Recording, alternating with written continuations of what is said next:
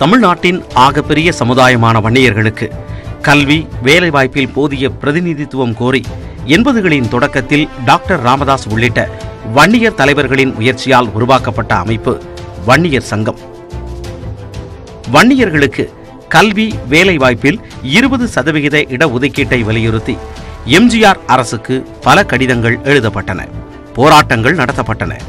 உச்சகட்டமாக தொடர் சாலை மறியல் போராட்டம் நடத்தப்பட்டது. ஒரு வார காலம் நடந்த போராட்டத்தின் போது சுமார் 20 வன்னிய இளைஞர்கள் துப்பாக்கிச் சூட்டிற்கு பலியாகினர். அதன் பிறகுதான் வன்னியர் சங்கம் உள்ளிட்ட சாதி அமைப்புகளை அழைத்து பேசினார் முதலமைச்சர் எம்ஜிஆர். ஆனால் இடஒதுக்கீடு விவகாரத்தில் எவ்வித முடிவையும் எடுப்பதற்கு முன்னரே எம்ஜிஆர் மரணமடைந்து விட்டார். அதன் பிறகு ஜானகி எம்ஜிஆர், ஆளுநர் அலெக்சாண்டர், பிரதமர் ராஜீவ்காந்தி, குடியரசுத் தலைவர் ஆர் வெங்கட்ராமன் என்று பலரையும் வன்னியர் சங்க தலைவர்கள் அணுகினர். ஆனால் எந்த தலைவரும் வன்னியர்களின் கோரிக்கையை செவிமடுக்கவில்லை. அதிருப்தியடைந்த டாக்டர் ராமதாஸ் 1989 சட்டமன்ற தேர்தலை வன்னியர் சங்கம் புறக்கணிப்பதாக அறிவித்தார். என்றாலும் அந்த தேர்தலில் வெற்றி பெற்று ஆட்சிக்கு வந்த திமுக தலைவர் கருணாநிதி வன்னியர்களின் இடஒதுக்கீடு கோரிக்கையை பரிசீலித்தார். பிற்படுத்தப்பட்ட வகுப்பினருக்கான 50% இடஒதுக்கீட்டிற்குள் வன்னியர் மற்றும் சீர் மரபினர் உள்ளிட்ட பிற்படுத்தப்பட்ட வகுப்பினருக்கு 20%, இதர பிற்படுத்தப்பட்ட வகுப்பினருக்கு 30% பகிர்ந்து அளிக்கப்படும் என்று அறிவித்தார். அரசின் அறிவிப்பை டாக்டர் ராமதாஸ் ஏற்கவில்லை. மாறாக 10% கொடுத்தாலும் வன்னியர்களுக்கென்று தனியாக தர வேண்டும் என்று வலியுறுத்தினார். அத்தோடு வன்னியர்களின் முதல் எதிரி என்று முதலமைச்சர் கருணாநிதியை விமர்சித்தார். அதே வேகத்தில் அரசியல் கட்சியை ஆரம்பிக்கவும் ஆயத்தமானார் டாக்டர் ராமதாஸ். 1989 ஆண்டு ஜூலை 16 அன்று பாட்டாளி மக்கள் கட்சி என்ற பெயரில் புதிய அரசியல் கட்சியை தொடங்கிய டாக்டர் ராமதாஸ் சமூக நீதி, ஜனநாயகம், சமத்துவம், மனிதநேயம் ஆகிய 4மே பாட்டாளி மக்கள் கட்சியின் குறிக்கோள். மிகவும் பிற்படுத்தப்பட்ட தாழ்த்தப்பட்ட சிறுபான்மை மக்களின் நலவாழ்வுக்கும் அவர்களின் முன்னேற்றத்திற்கும் பாடுபடுவது ஒன்றுதான் பாமகவின் லட்சியம் என்று அறிவித்தார். பாமக என்ற அரசியல் கட்சி ஆரம்பிக்கப்பட்டு வெறும் 5 மாதங்கள் மட்டுமே ஆகியிருந்த சூழலில் பெரணமல்லூர் தொகுதிக்கு இடைத்தேர்தல் வந்தது. அந்த தொகுதியிலிருந்து வெற்றி பெற்றிருந்த திமுக சட்டமன்ற உறுப்பினர் எட்டியப்பனின் மரணம் காரணமாக அந்த தொகுதிக்கு இடைத்தேர்தல் அறிவிக்கப்பட்டது.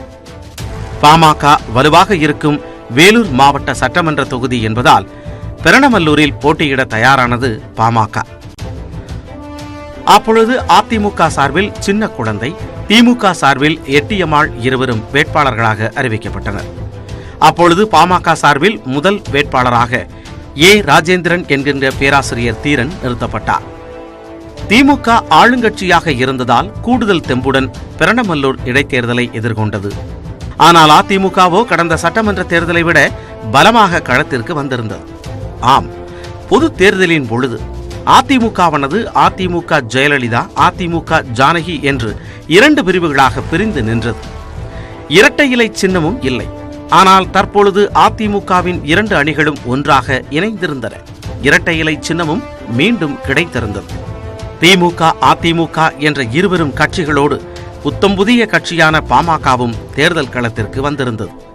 தேர்தல் களத்திற்கு வந்த கையோடு பாமக எழுதும் முக்கியமான முதல் பரீட்சை என்பதால் டாக்டர் ராமதாஸ் உள்ளிட்டோர் அதிகபட்ச உழைப்பை செலுத்தி தேர்தல் பிரச்சாரம் செய்தனர். என்றாலும் தேர்தலின் முடிவில் ஆளும் கட்சியான திமுகவை வீழ்த்தி எதிர்க்கட்சியான அதிமுக வெற்றி பெற்றிருந்தது. ஆம், அதிமுக வேட்பாளர் சின்ன குழந்தை திமுக வேட்பாளர் எட்டியம்மாளை 9000 வாக்குகள் வித்தியாசத்தில் தோற்கடித்திருந்தார். புத்தம் புதிய கட்சியான பாமக தான் களம் கண்ட முதல் இடைத்தேர்தலிலேயே 22,000 வாக்குகளை பெற்று பலருக்கும் அதிர்ச்சி வைத்தியம் கொடுத்தது.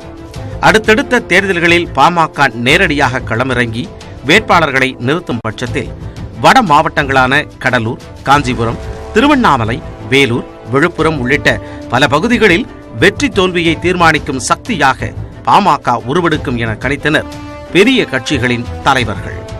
அதேபோல தேர்தல் பாதையை கடுமையாக விமர்சித்து வந்த டாக்டர் ராமதாஸ் பெரணமல்லூர் இடைத்தேர்தல் முடிவுக்கு பிறகு தேர்தலில் போட்டியிட வேண்டிய அவசியத்தை உணர்ந்து கொண்டார். ஒரு வகையில் பாமக தலைவர்களுக்கும் தொண்டர்களுக்கும் தேர்தல் குறித்த நம்பிக்கையை உருவாக்கி தந்ததில் பெரணமல்லூர் இடைத்தேர்தலுக்கு முக்கிய பங்குண்டு.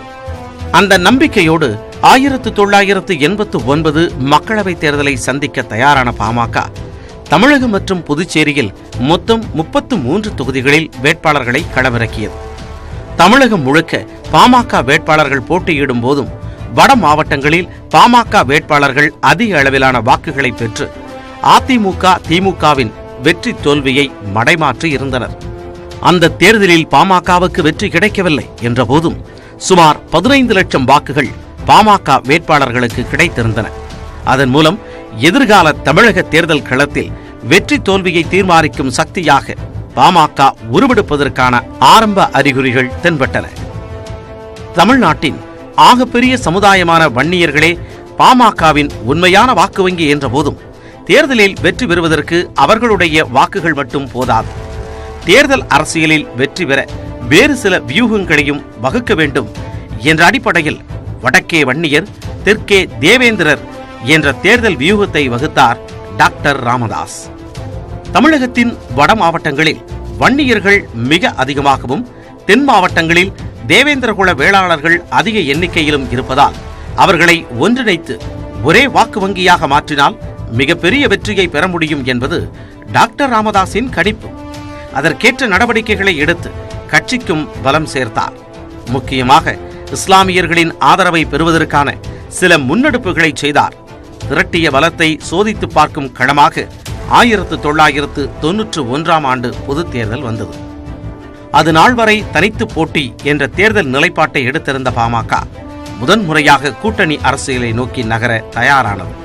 திமுக அதிமுகவுக்கு மாற்றாக பாமக தலைமையில் புதிய மாற்று கூட்டணியை உருவாக்கினார் டாக்டர் ராமதாஸ். தமிழகத்தில் மொத்தமுள்ள 234 தொகுதிகளில் 199 தொகுதிகளில் போட்டியிட்டது பாமக. இதுதான் பாமகவின் சட்டமன்ற வரலாற்றில் பாமக போட்டியிட்ட அதிகபட்ச எண்ணிக்கை. பாமக தலைமையிலான கூட்டணியில் அப்துல் சமது தலைமையிலான முஸ்லீம் லீக் கட்சியும் இடம்பெற்றிருந்தது. அந்த கட்சிக்கு 19 தொகுதிகளை கொடுத்தார் டாக்டர் ராமதாஸ். அதேபோல பிரகாஷ் அம்பேத்கர் தலைமையிலான குடியரசுக் கட்சிக்கு 5 தொகுதிகளும், அப்பொழுது தேர்தல் அரசியலில் இருந்த பழ நெடுமாறன் தலைமையிலான தமிழர் தேசிய இயக்கத்திற்கு 1 தொகுதியும், தமிழ் தேசிய பொது உடைமை கட்சிக்கு 1 தொகுதியும் ஒதுக்கினார் டாக்டர் ராமதாஸ். மக்களவை தொகுதிகளை பொறுத்தவரை 31 தொகுதிகளிலும் பாமக போட்டியிட்டது. முஸ்லீம் லீக்கிற்கு 5 தொகுதிகளை ஒதுக்கியிருந்தார் டாக்டர் ராமதாஸ். இந்த தேர்தலை எதிர்கொள்வதற்கு வசதியாக அரசியல் அனுபவம் வாய்ந்த ஒருவர் பாமகவுக்கு வந்திருந்தார். அவர் கருணாநிதி எம்ஜிஆர் அமைச்சரவையில் இடம்பெற்றிருந்த அரசியல்வாதியான பன்ருட்டி ராமச்சந்திரன். அவரை பன்ருட்டி சட்டமன்ற தொகுதியில் நிறுத்தினார் டாக்டர் ராமதாஸ்.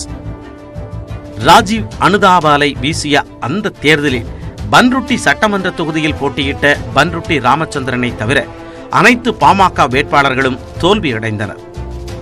1989 மக்களவை தேர்தல், 1991 சட்டமன்ற மக்களவை தேர்தல் ஆகியவற்றில் கிடைத்த தொடர் தோல்விகள் டாக்டர் ராமதாஸை யோசிக்க வைத்தன.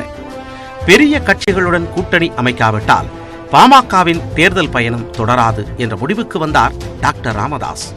அந்த நொடியில் திமுகவை நோக்கி நகரத் தொடங்கியது பாமக. திமுக தலைவர் கருணாநிதிக்கும் டாக்டர் ராமதாஸுக்கும் இருக்கும் வாக்கு வங்கி மீது ஈர்ப்பு இருந்தது.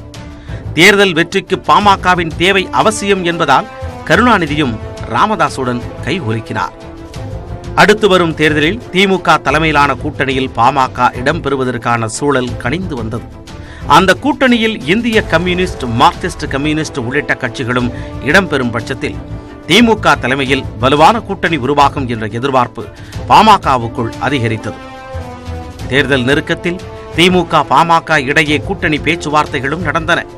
ஆனால் தொகுதி பங்கீட்டில் சிக்கல் வரவே திமுக பாமக பேச்சுவார்த்தைகள் முறிந்து போயின.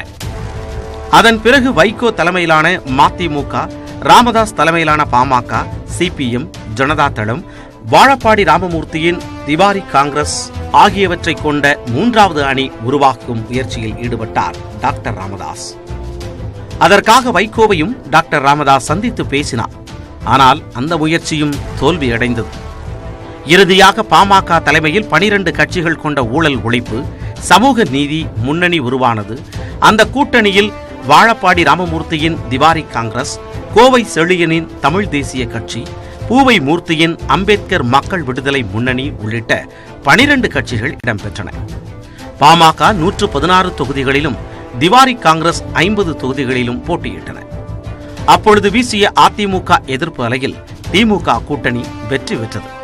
அதே சமயம் பாமகவுக்கு 4 எம்எல்ஏக்கள் கிடைத்தனர். அந்த தேர்தலில் அதிமுகவுக்கு கிடைத்ததும் 4 இடங்களே. தமிழ்நாட்டு தேர்தல் களத்தில் சிறு கட்சிகளுடன் கூட்டணி வெற்றியை தராது என்ற முடிவுக்கு வந்திருந்தது பாமக. அப்பொழுது வெற்றிக்கான வழியாக அதிமுகவுடன் கூட்டணி அமைக்க டாக்டர் ராமதாசுக்கு அழைப்பு விடுத்தார் வாழப்பாடி ராமமூர்த்தி. அதன் மூலம் அதிமுகவுடன் முதன்முறையாக கூட்டணி அமைத்தது பாமக. அந்த அணியில் பாஜக, மதிமுக, தமிழக ராஜீவ் காங்கிரஸ் உள்ளிட்ட கட்சிகளும் 1998ஆம் ஆண்டு மக்களவைத் தேர்தலின் பொழுது அதிமுக அணியில் இடம்பெற்ற பாமகவுக்கு 5 தொகுதிகளை ஒதுக்கினார் ஜெயலலிதா. அன்பு சகோதரி என்று ஜெயலலிதாவை விழித்து மேடைகளில் பேசினார் ராமதாஸ். அந்த தேர்தலின் முடிவில் அதிமுக அணி வெற்றி பெற்று பாமகவுக்கு 4 எம்பிகள் கிடைத்தனர். வாஜ்பாய் அமைச்சரவையில் பாமக சார்பில் தலித் எழில்மலை சுகாதாரத்துறை இணை அமைச்சரானார். ஆனால் வாஜ்பாய் அரசு வெறும் 13 மாதங்களில் கவிழ்ந்தது. அதனைத் தொடர்ந்து பாஜக அணியில் அதிமுகவின் இடத்திற்கு திமுக வந்து சேர்ந்தது. அந்த அணியில் பாமகவும் நீடித்தது. 1999ஆம் ஆண்டு மக்களவைத் தேர்தலின் பொழுது தொகுதி ஒதுக்கீட்டில் வித்தியாசமான நடைமுறையை பின்பற்றினார் திமுக தலைவர் கருணாநிதி.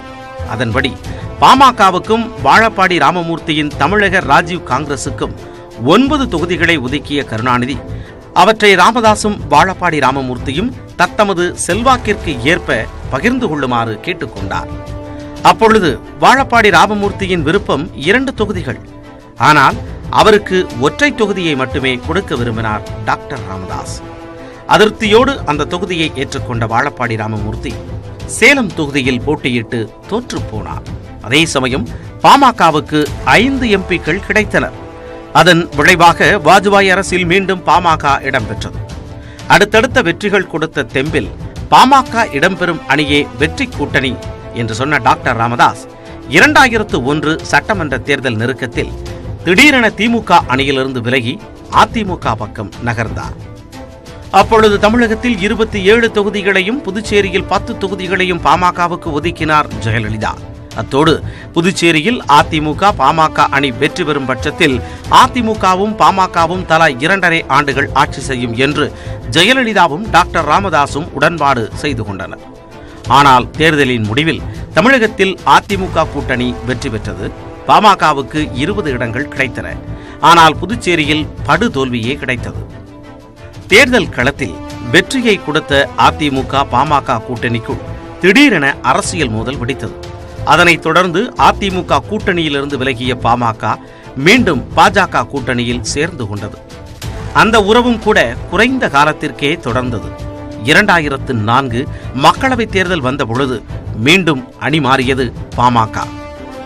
சில மாதங்களுக்கு முன்பு வரை அதிமுகவோடும் பாஜகவோடும் கூட்டணி வைத்திருந்த பாமக சட்டென்று அதிமுக பாஜகவுக்கு முற்றிலும் மாறுபட்ட திமுக காங்கிரஸ் கூட்டணியில் இடம்பெற்றது. அந்த கூட்டணியில் பாமகவுக்கு 6 மக்களவை இடங்களை பெற்றுக் கொண்டதோடு அடுத்து வரவிருக்கும் ஒரு மாநிலங்களவை தேர்தலில் பாமகவுக்கு ஓர் இடம் தர வேண்டும் என திமுகவுடன் ஒப்பந்தம் செய்து கொண்டார் டாக்டர் ராமதாஸ். அந்த தேர்தலில் பாமக இடம்பெற்ற கூட்டணி 100% வெற்றியை பெற்றது. 6 எம்பிக்கள் கொண்ட பாமக மன்மோகன் சிங் அரசில் இடம் பிடித்தது. மத்திய சுகாதாரத்துறை அமைச்சர் பொறுப்பு அன்புமணி ராமதாசுக்கு தரப்பட்டது. ஆம், மக்களவை தேர்தலில் போட்டியிடாத அன்புமணி திமுகவுடன் போட்டிருந்த ஒப்பந்தத்தின்படி திமுக ஆதரவுடன் மாநிலங்களவைக்கு தேர்வானார். அதுவரை சட்டமன்ற தேர்தல்களில் கூட்டணி அமைத்து போட்டியிடாத திமுகவும் பாமகவும் முதன்முறையாக 2006 சட்டமன்ற தேர்தலில் கூட்டணி அமைத்து போட்டியிட்டன. அப்பொழுது பாமகவுக்கு 31 தொகுதிகளை ஒதுக்கினார் கருணாநிதி. தேர்தலின் முடிவில் திமுகவுக்கு அறுதி பெரும்பான்மை கிடைக்கவில்லை. அப்பொழுது பாமகவின் 18 எம்எல்ஏக்கள் திமுகவிற்கு வெளியிலிருந்து ஆதரவளித்தனர். அதே சமயம் துணை நகர திட்டம் உள்ளிட்ட திமுக அரசின் பல திட்டங்களுக்கு எதிர்குரல் எழுப்பினார் டாக்டர் ராமதாஸ். உச்சகட்டமாக திமுக அரசுக்கு 0 மதிப்பெண்களை கொடுத்து பரபரப்பை கிளப்பினார். உரசல்களுடன் நீடித்த திமுக பாமக கூட்டணி 2009 மக்களவைத் தேர்தல் சமயத்தில் முடிவுக்கு வந்தது. அந்த தேர்தலை அதிமுக கூட்டணியில் இணைந்து எதிர்கொண்டது பாமக. இம்முறை பாமகவிற்கு 7 மக்களவை தொகுதிகளையும் ஒரு மாநிலங்களவை இடத்தையும் ஒதுக்கினார் ஜெயலலிதா. ஆனால் அந்த தேர்தலில் பாமக அனைத்து தொகுதிகளிலும் தோல்வியை தழுவியது. அதுதான் பாமகவின் தேர்தல் அரசியலில் முக்கியமான திருப்புமுனை. பெரிய கட்சிகளுடன் கூட்டணிக்கு வந்த பிறகு பாமக சந்தித்த முதல் தோல்வி அது. அதேபோல பாமகவின் வாக்கு வங்கி வட மாவட்டங்களில் சரியத் தொடங்கியது அதன் பிறகுதான். அதற்கு முக்கியமான காரணம் விஜயகாந்தின் தேமுதிக.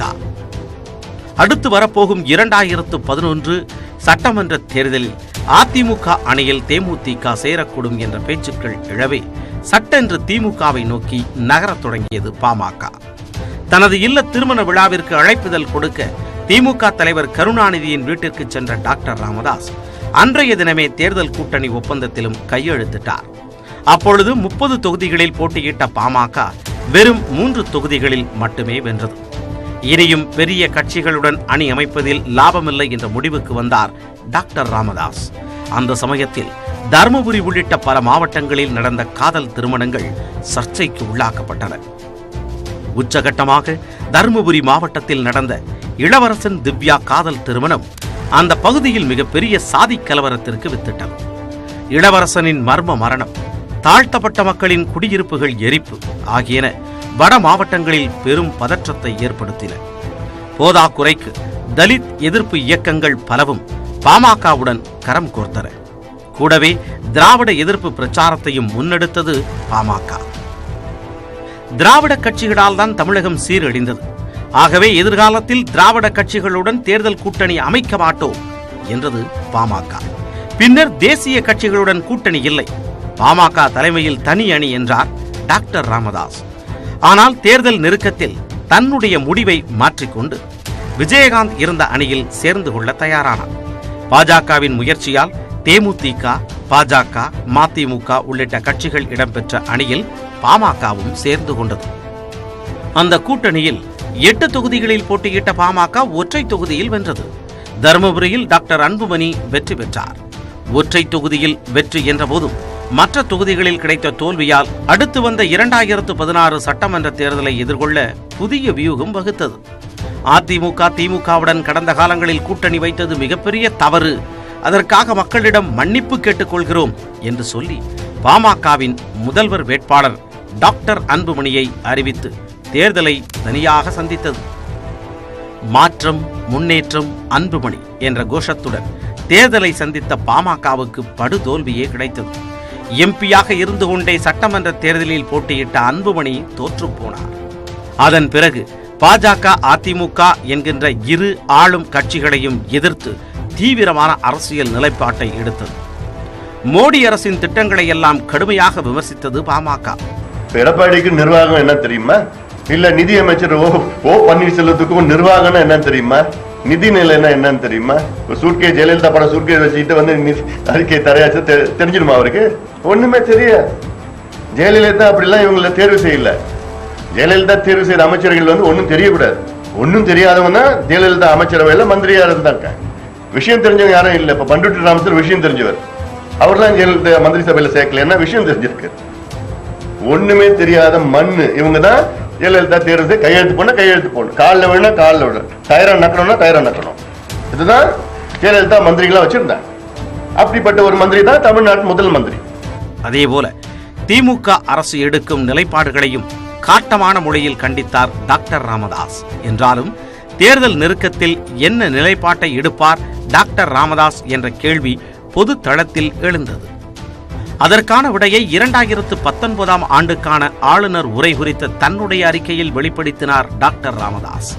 அதுநாள் வரை அதிமுக அரசையும் முதலமைச்சர் எடப்பாடி பழனிசாமியையும் தடித்த சொற்களால் விமர்சித்து வந்த பாமக ஆளுநர் உரையை பாராட்டி அறிக்கை வெளியிட்டது. அது பாமகவின் திசைவழி பாதையை கொஞ்சம் போல தெளிவுபடுத்தியது. அடுத்து பொங்கல் பரிசாக 1000 ரூபாய் இனாம் அறிவித்தது எடப்பாடி பழனிசாமி அரசு. வழக்கமாக இலவசங்களை தீவிரமாக எதிர்க்கும் டாக்டர் ராமதாஸ் அதிமுக அரசின் முடிவை ஆதரித்து அறிக்கை வெளியிட்டார். அதன் மூலம் அதிமுகவை நோக்கி பாமக நெருங்குவது தெரிய தொடங்கியது. அடுத்து ஏழை தொழிலாளர்களுக்கு 2000 ரூபாய் நிதி உதவி தரப்படும் என்று அறிவித்தார் முதல்வர் எடப்பாடி பழனிசாமி. அந்த அறிவிப்பை வெகுவாக வரவேற்றார் டாக்டர் ராமதாஸ்.